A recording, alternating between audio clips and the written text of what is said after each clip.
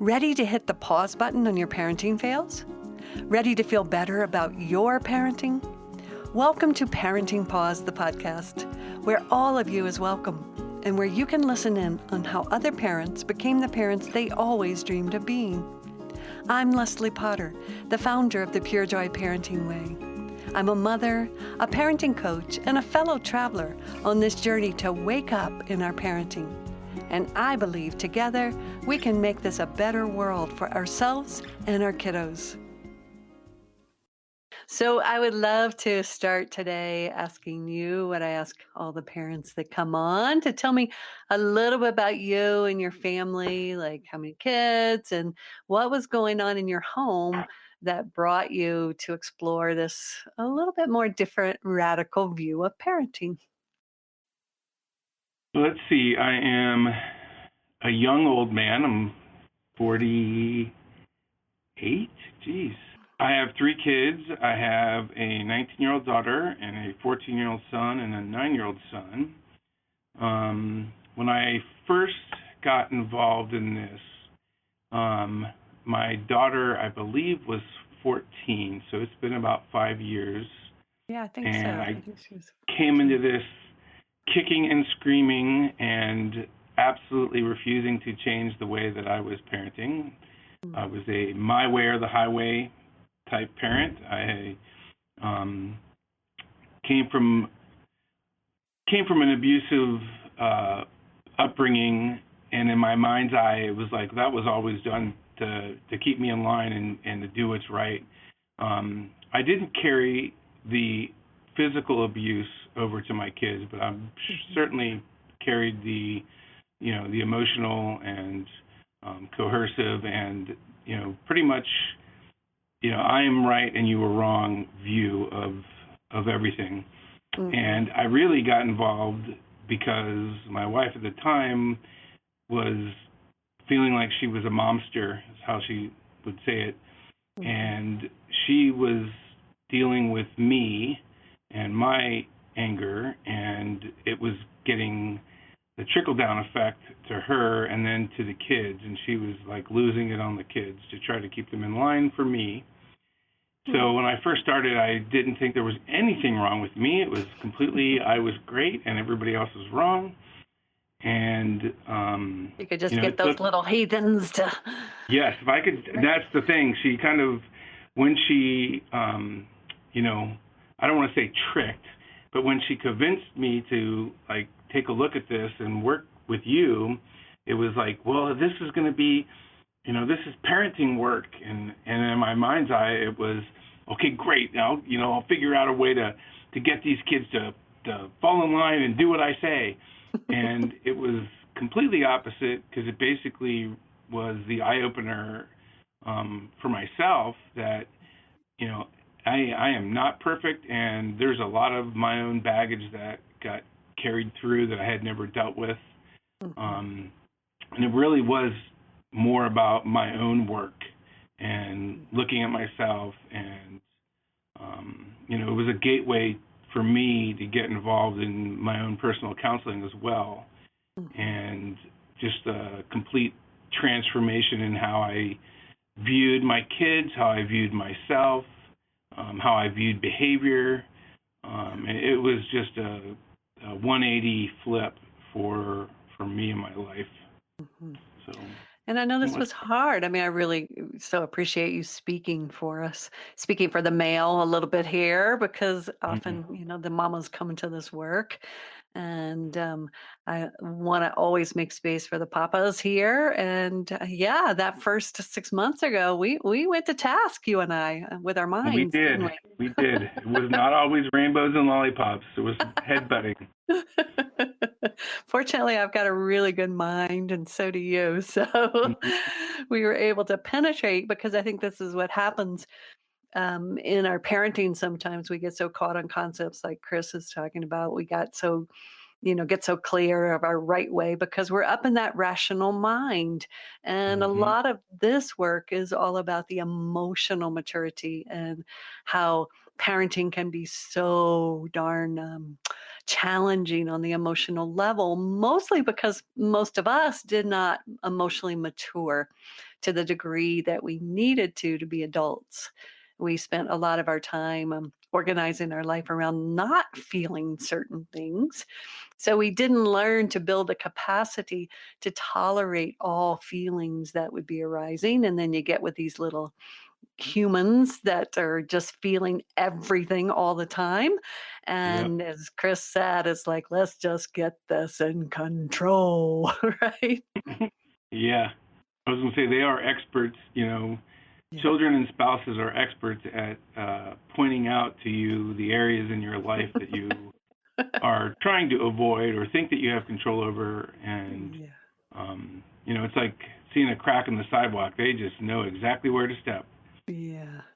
Well, maybe you could speak a little bit about this for you, about how you were spending so much time, I hear, trying to avoid feelings of maybe powerlessness, helpless, and Mhm. deeper feelings of maybe rejection of who you were as a, dad or whatever, and how, what began to slowly happen for you, where you began to make that shift to come back into yourself instead of trying to control your children so you didn't have to tolerate those feelings. Yeah, I would definitely say the feeling of not being in control. I it's really really interesting to me too because I work in a facility with mostly women, and I listen to some of the our doors are all open and they're all in the same hallway, and I'm listening to moms talk about dealing with their kids. And I mean, even now I still hear this. There's such this control need, Hmm. and we have this want to control everything. What they eat, when they go to bed, Hmm. do they do schoolwork? What they're going to wear, how their hair is going to. I mean, there's just like an unlimited amount of things that we try to control, and I think our culture has kind of pushed that on us, but I completely was right there with it and Hmm. trying to control, all these things. And every single one of these control points is like a point of argument, a point of contention, and a point to remind us that we don't control that. Right. Um, Right. and so, having that feelings of being out of control and trying to control that, for me, always brought up like an anger response. Yeah. It, with my kids, it was immediately like, to overpower them. That was my attempt to control them, was to just bully them. Hmm. I think about not really being able to do that with my spouse at the time because it was more like go into withdrawal mode. Like Yes. instead of trying to push the power for her, it was like suck it up and don't say anything. And then it was Hmm. just being like angry, but it was at myself. And Hmm. so I mean, both of those sides were not healed in me, and both of those things were just like screaming during Hmm. this. Um, And what I want to point out is what amazing strategies, from a young standpoint, right? You were doing the very best you could to take care of yourself by withdrawing when you felt hurt or rejected, and yeah, by trying to power over when you felt powerless. The yeah, problem was that these were very young strategies, and here you yeah, were the adult with young children.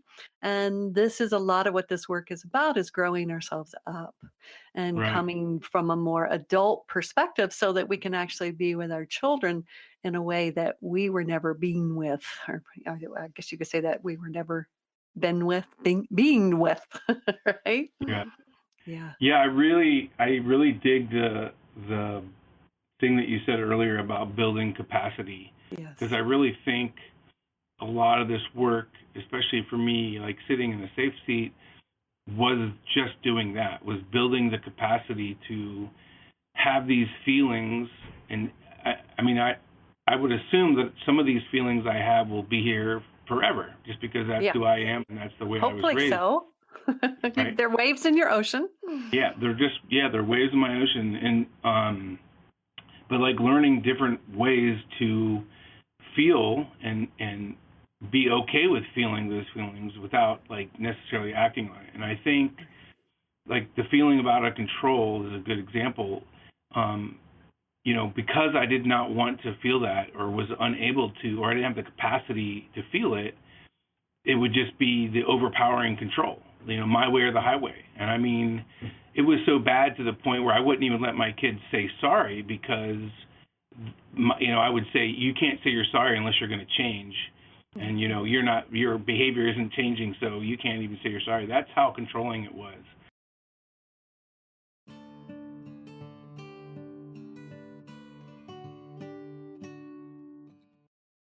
Maybe you could give us an example, because I know when you first came to me, your second child was exhibiting quite aggressive behavior that was Yeah. must have been extremely scary to that feeling of powerlessness in you. Yeah, he had basically been kicked out of school for pushing another child. It wasn't really a good fit. The school that we were in was a private school, which has limited teachers, so you're pretty much stuck with the teacher that you get per grade. Hmm. So if it's not a good fit, you're just stuck to either, change schools. And at that point for us, we homeschooled.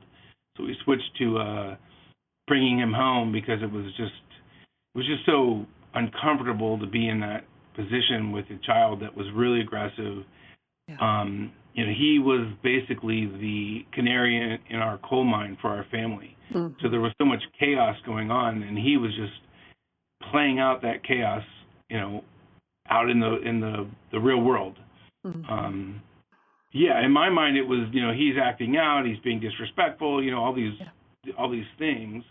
But I do think he was just acting out what he was feeling, and certainly didn't have the capacity. I mean, if I didn't have the capacity, he didn't have the capacity Yeah. either. So give us an Uh, example. Let's say he'd start yelling at you or calling you names or doing he whatever he was doing. What would you do in the old way? In the old way, I would probably, um, threaten him. Basically, I mean, I work in the legal system. Unfortunately for me, the amount of people that I work with that are violent, and it's one of those things that was always in the back of my mind. Like, if he acts like this, he's going to end up in jail. And so Hmm. my rationalization for acting towards him, aggressively, was like, I don't want him to be aggressive, so I'm going to act aggressive towards him. Right. Right, real genius there. Um, We all but do I it. think I would bark at him, I would yell at him, I would, make him go to his room, follow him, down the hall, um, threaten to take his things or take his things. I mean, And I just super angry, and like wanting him to basically fold and acquiesce, which he and then would not, right? which he would not. Um, and then even in the change, like for me starting to do this work, and like really pausing whenever I was starting to feel that way, and especially in the beginning, I couldn't even stay in the same room. Like, it was just too much for me to be there. So I would leave, like go into basically a safe seat, which was my room or the bathroom, just to get away from the situation. And he would go on these rants, like Mm. just nonstop, ranting about whatever the situation was. He would pace. He would walk around the house, like, screaming, knocking things over, and it would last for hours. I Mm. mean, literally at one point, he had like a 3-hour walking around our table, yelling and screaming. Mm. And, you know, the old me would have grabbed him by the arm and yanked him into his room. But I think part of this too was, whenever you change something, it's always like a pendulum. You're always, if you're far on the left, it's not like you come to the middle. You always end up going far to the right before you Yeah. kind of get it right. Mhm. So I think some of our stuff became so like passive because we had been so aggressive, Mhm. and we had to fine tune that. But on his side, it was like a kind of open season because he was able to voice all these things that I probably wouldn't have allowed him to voice. Right. And he didn't have a capacity on when to stop or how to stop. And he was just trying to get his needs met. Yeah. He was just trying to get whatever it was in the situation. I can't even remember. It's been so long ago what the specifics were. But like each one of these events were these long, drawn out things where basically he just wanted to be heard. Mm. He just wanted to say what was going on. And we had been shutting him down for so long Mm. that it was like a hefty bag. Even that can only take so much garbage before it blows up. Mm-hmm. And I think that's what we were seeing. It's just these like blow-ups of, like, listen to me, just didn't come out very cleanly. And again, the control thing. Most of the society would say, control your child, which basically to me is shut them up. Mm-hmm. Have them be seen, not heard, that whole, idea. I remember that growing up from my grandparents even. Mm-hmm. So it's passed down from generation to generation. Mm-hmm. And It's one of those big beliefs we have to walk through, right? Absolutely. I mean, right now it's reminding me of the whole control your child thing from a baby crying on an airplane. Right. It's right. like, come on, really? We're really that's how we think? But yeah, that's how we think. That's why we control our kids to the umpteenth degree. And So over time, let's just go back to that example so people know, because I want them to know this is not easy work. I mean, this is really no, challenging to you, and it can be challenging to your child, as you say, because yeah, once you've been doing one dance, even though it might not feel so good, there is some safety in doing a dance. Yeah, we always know what's going to happen. I'm going to do this. Dad's going to do this. They're going to do yep, this. And so as the parent begins to shift, because that's what this work is all about, instead of shifting the child, the parent begins to shift their dance and come into adulthood. As you've talked about many times, that was most likely pretty scary for your son, yeah. right? Yeah. No, as I say, this is all systems works to me. If one part of the system changes, all the parts have to change. So, this is exactly what that is. And its change period is difficult. And, for me as an adult, it seems to me change is even harder sometimes the older you get, especially if you've been doing something one way for so long. Mm-hmm. And in my case, believing it was the right way to do it, Right. regardless of the outcome, made it that much harder because I was challenging the change. I was challenging the information.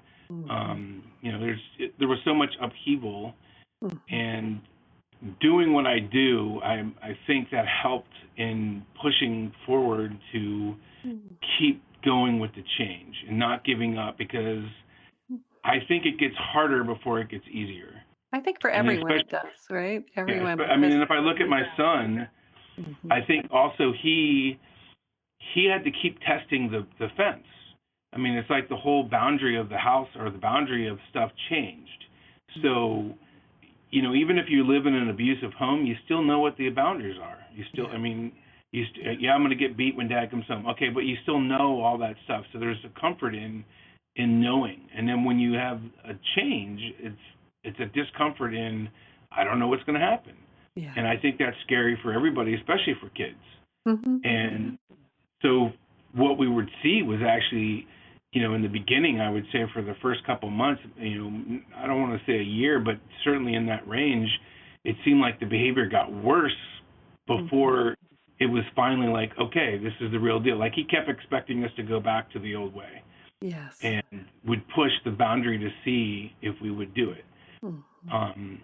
And, the more we let him be able to have his voice, and the more that we sat in ourselves and listening to him, and not, the change for me was seeing him not being disrespectful and not being a brat, but just saying what he needed to say to be heard and to get his needs met. And this was the only way he knew how to do it. A light bulb switched on for me that says, wait a minute, this really isn't about me.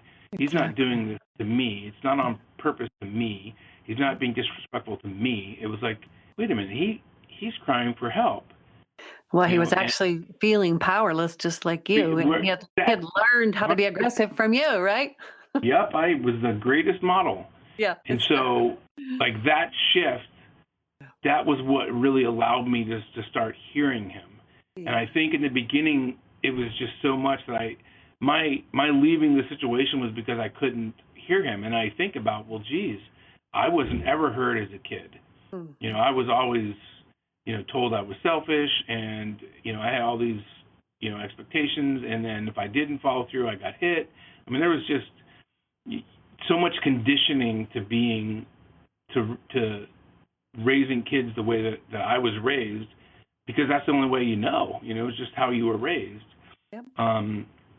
So there's all this change of kind of recognizing, like, whoa, that is not the way that I would want to be raised. And then thankfully, my wife at the time was also doing the same work. So all of her stuff, all of her kid luggage that she, endured, that stuff is getting looked at and, addressed. And so we're all like making these, I imagine all our little cogs got pulled out and tweaked and bent and try to be put back in. And so then the kids had to change their way. Lots of chaos there in the beginning.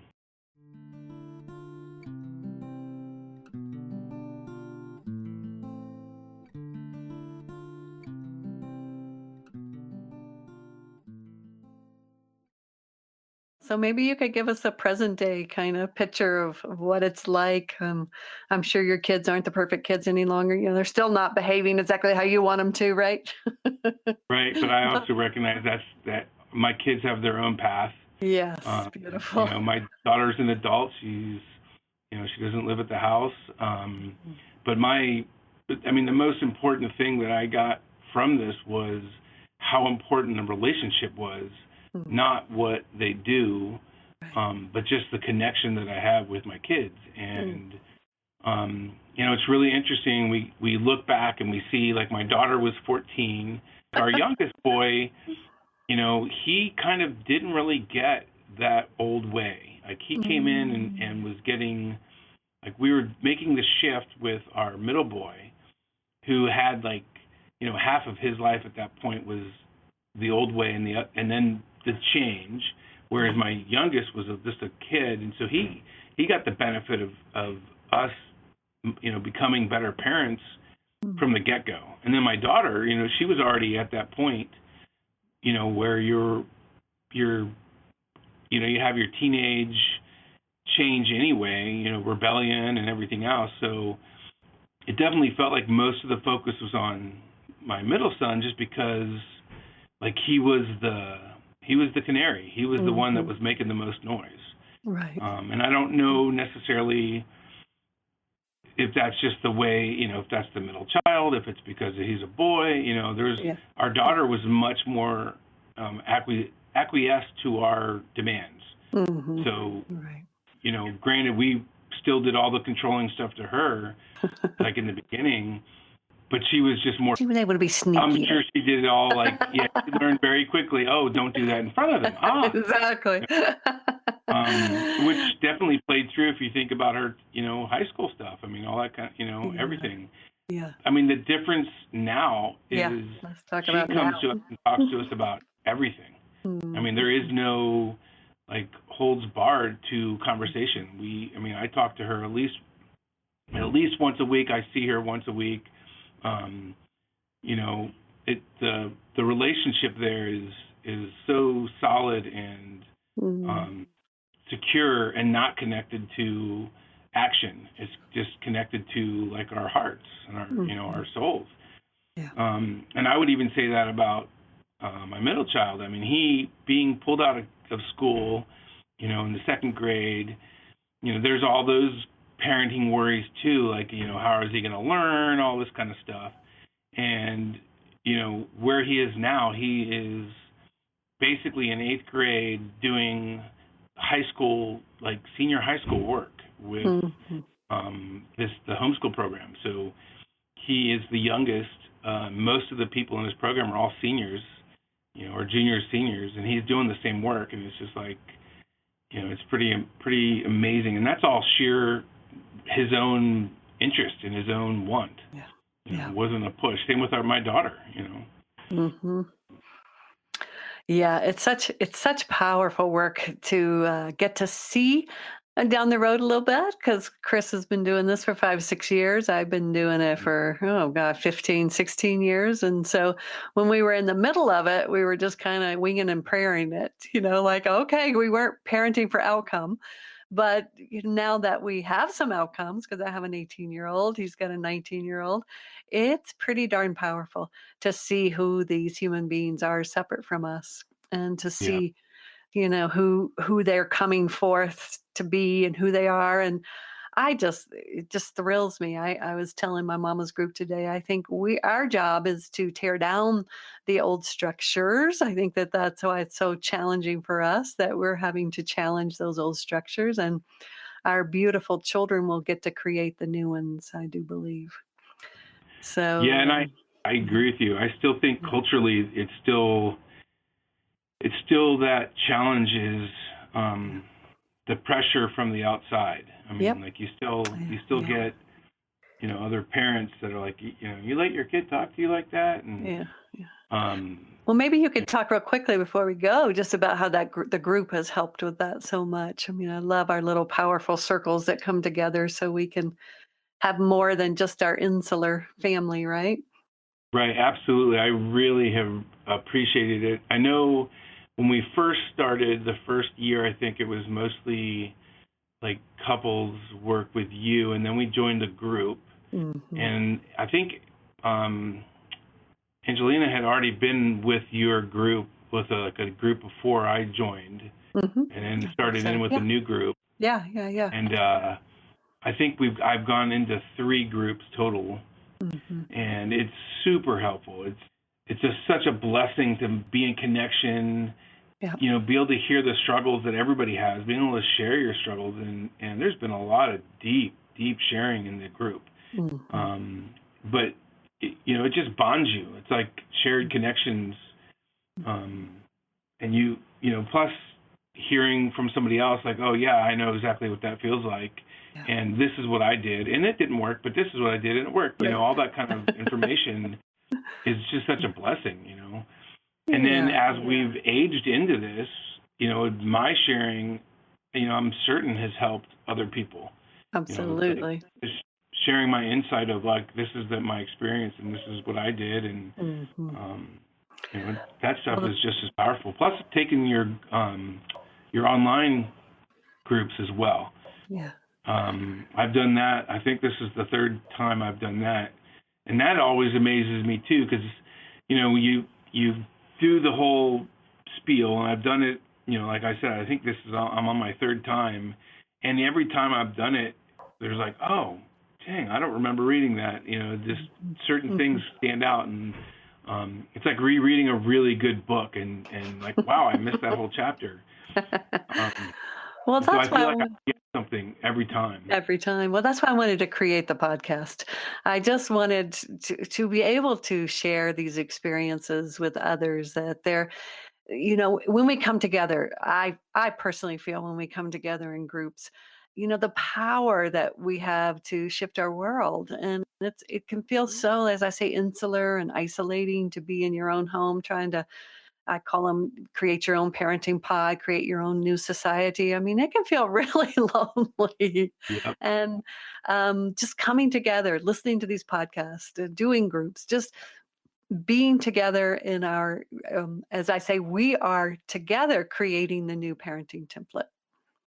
And Yeah. that is so exciting for me to be a part of that, and to join in with other parents as we step up to the plate, because that was what was required of me, was to step up to the plate. I'll never forget, I took my daughter to a therapist once, and she said, "Would you like to do the work, or would you like her to do the work?" And Hmm. in that moment it became so clear, this is my work. I'm the adult. I get to do this work. And so that would be my support for anyone that's listening. It's a great honor to become an empowered adult and to guide these beautiful little beings into this new world. Yes. Yeah, absolutely. Yeah. Being with other people that are trying to parent this way, it's just, you have a bond. It's like, yeah, I see you. I'm right Yeah. here with you. You know. Yeah. So, just to support everybody, find your tribe wherever it is. Find others that can be with you. If you're feeling a bit lonely, if you're feeling isolated in what you're trying to do here, this is a bit like swimming upstream. So, find others and encourage other papas to jump in here. I know it's one of your deep wishes that the other papas can come in and enjoy this work as much as you have. Yeah, absolutely. I think, Hmm. if you look at a lot of the stuff that's out there, it's aimed at mamas, which I get, and I think there's a lot of room for men and dads and papas to grow. Yeah. And I think just like we said about the cogs, there's a family cog, and when part of the family cog changes, the whole family dynamics change. And then I think it even can carry on there, because once the family has changed, they bring back to the culture a new cog. And if you have You enough bet. people that are doing this, you can change the Hmm. culture. So it's like a ripple. Yeah. And I think Yeah. dads are super important in making that Hmm. family cog change. I do too. So thank you for showing up, being here, continuing to bring your curiosity and your courage. Well, Mwah. thank you. Hmm.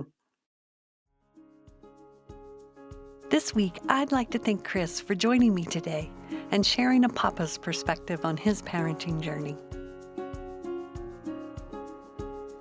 Parenting Paused is produced by Kim Paletti at Sound Mind Productions.